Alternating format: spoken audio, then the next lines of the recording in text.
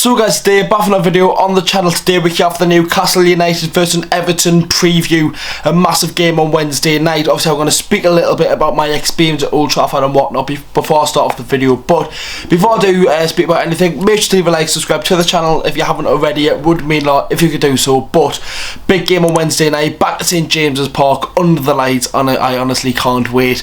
Let's get it now, boys. But first I'm going to speak about my trip at Old Trafford.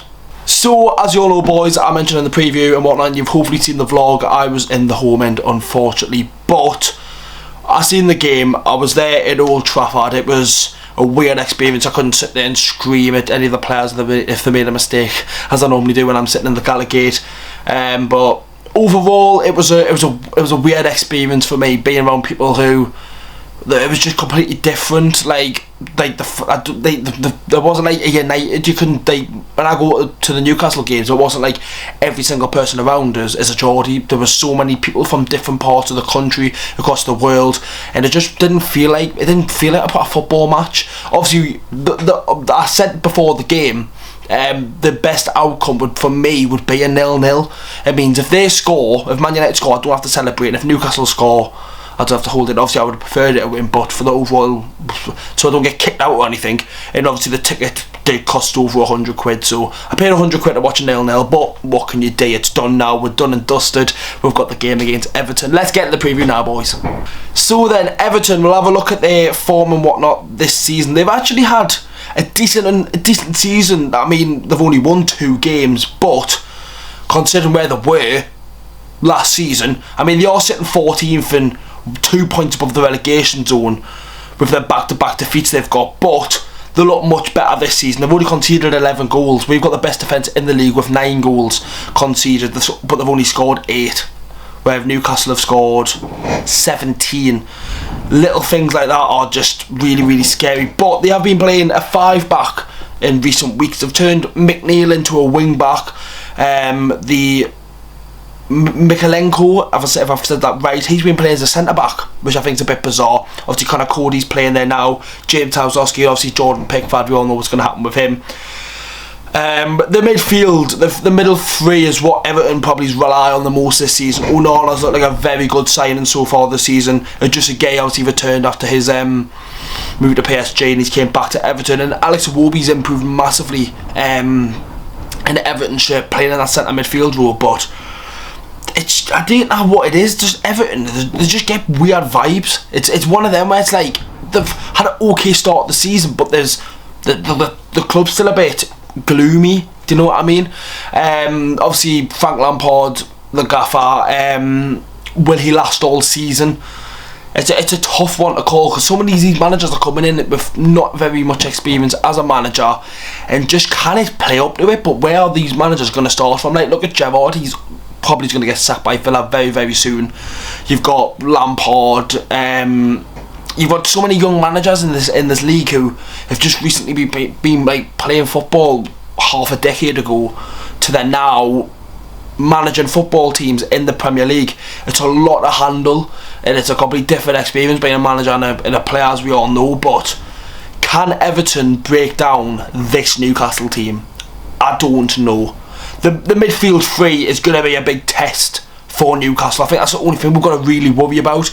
We're going to hope that Bruno's fit. We're going to hopefully going to play with the birth of his child, and we need all the energy in the midfield to control them three. I think with pace on the wing backs, I think defensively we should be fine if they're playing Mopé and Damari Gray up front. We should look okay with the defence we've got at the minute. Best defence in the league, but it'll be hard for the breakdown. But Everton have looked much better this season on the pitch as well. There were games last season where Everton were going into games and just looked absolutely awful from the very first minute. Now they're growing into games a lot more. Obviously they were beating Man United the other week. They did get beat obviously 2-1, but they've not looked terrible. You know what I mean? They've only lost 4 games this season.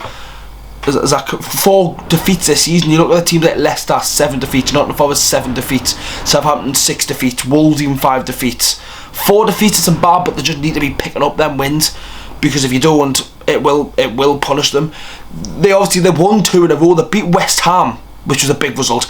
Beat Southampton, drew to Liverpool, but they're going on this run. Yeah, again, it is Man United and Tottenham they have played against, but they've not looked too bad, Everton, considering what they were and how they were playing over the years, over the last season I should say. They could come to St James's Park and try and do something. Obviously it's going to be a very, very tough game. I've got more to speak about than Newcastle than I do Everton going into this game, but it will be a hard one. The thing is for Everton with me is them three midfielders are just a Gay, Onana and Iwobi. If we can control them, Newcastle United should be fine. So then on to Newcastle now. Obviously we got that draw against Manchester United. Arguably still should be unbeaten this season if it wasn't for that 98th minute Liverpool. Oh God, I don't even want to mention it, but going into the game, we're high and flying. We don't know about Bruno's kid yet. I was speaking to Mal before. I've just, as you all know, lads, I've been to Manchester for the weekend. I've literally just I've came back on the Monday afternoon, so I'm getting these videos blasted out and whatnot. But it is a tough game. It is a tough game for Newcastle. We went on a good run, but we just need to make sure we've got the best team playing. The defence is looking very, very good at the minute. Like outstandingly good. It'd be lovely to keep another clean sheet. Nick Pope, this is such an underrated stat. 150 Premier League games and 50 clean sheets, most of that for Burnley.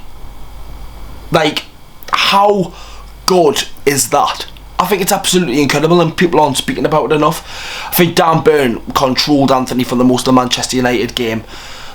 Overall, we looked really, really good against Man United. Obviously, I was watching it, like, I was actually, like, there was no chanting involved. There was nothing really putting us off in the game and whatnot. It was such a weird experience watching Newcastle United in a different stadium, but in a stadium where I couldn't, like, be myself. I couldn't watch Newcastle the way I normally do. But it was a great experience at the end of the day. New stadium, ticked off the list, and hopefully more to come for the channel. But we've looked really good recently. Botman controlled Bruno, Ronaldo, Anthony and Jadon Sancho by himself, with Trippier, Shaw, Dan Burn and Pope there. There's a reason why we are the best defence in the league. I'm not saying that them five players are the best five defenders in the league. From stats, we are the only team to concede single figure goals this season, and we've played 10 matches. You look at stats like that and think, wow. You conceded 3 against City, 2 against Liverpool, right?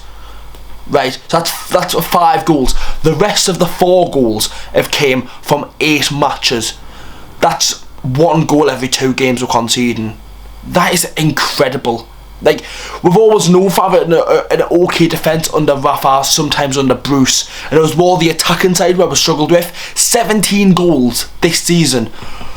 Obviously, now Fulham and Brentford are the main reasons why that is the case, but we're scoring goals and winning games and playing really, really well, and it's been so long since we've seen this. Obviously, the takeover and whatnot is a massive, massive help, but we've not wanted this takeover to be this amazing, super global club. We just wanted a bit of hope. I would have absolutely took a takeover to just have performances like this. I'm absolutely fucking off the rails that we're the best, biggest and most top club in the world with a takeover, but just knowing how we're playing football at the minute is just all we've ever wanted. To play football, fluent forward football, and have a good defence, and we look like a good side for once. We're in the top 6 for a reason. If we win this game against Everton, we could potentially go to